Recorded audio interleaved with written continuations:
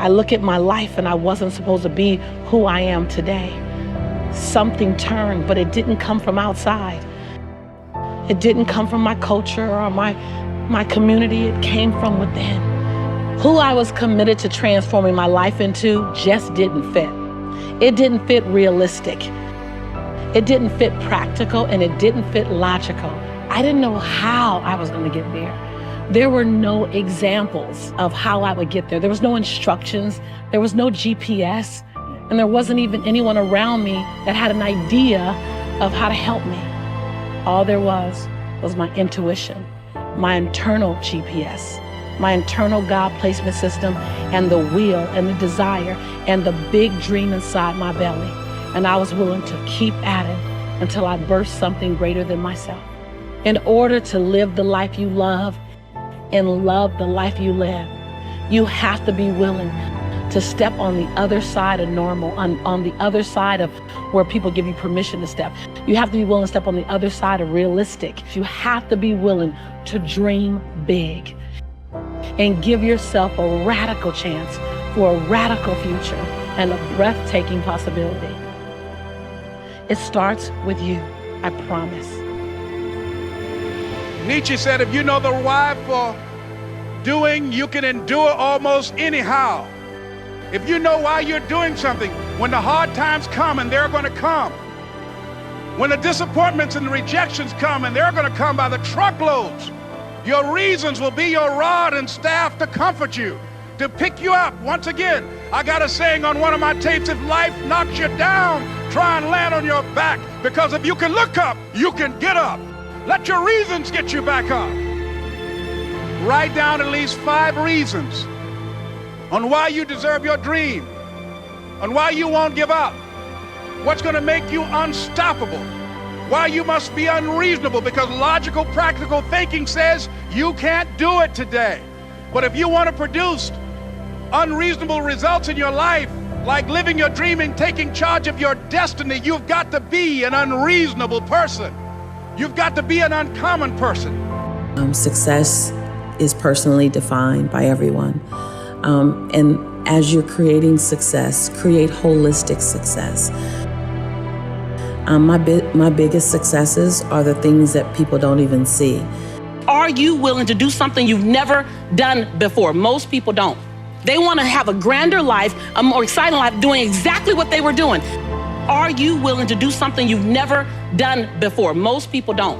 They want to have a grander life, a more exciting life, doing exactly what they were doing. Conviction and comfort don't live in the same block.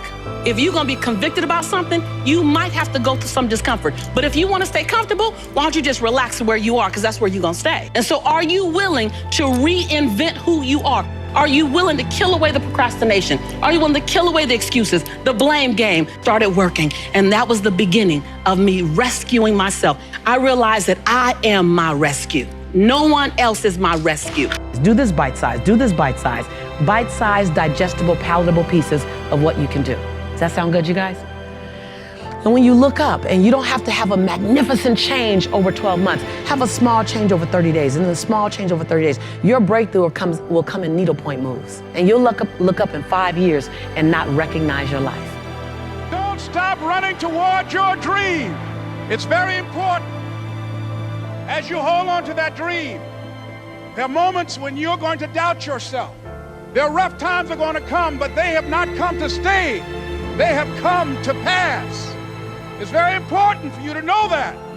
Don't say I'm having a bad day. Say I'm having a character building day.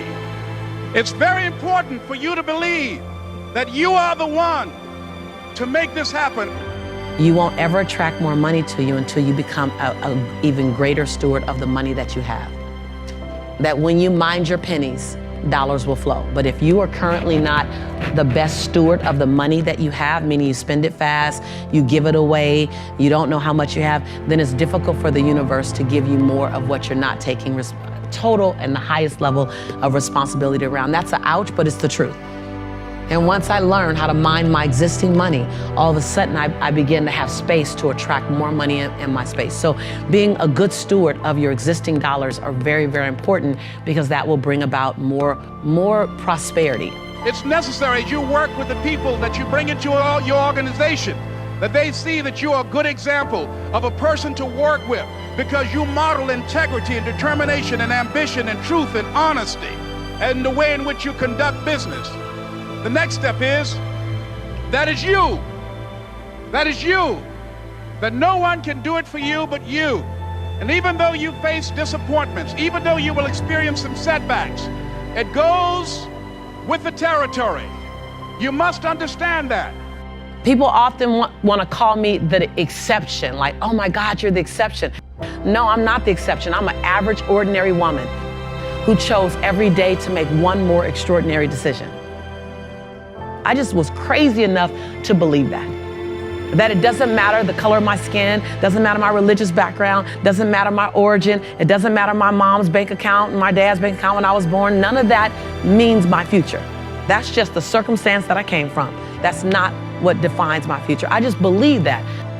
Your dream is possible, but not only is it important that you believe and begin to know that it's possible for you to live your dream as you run toward it, but I've done something that I want to share with you called Choosing Your Future.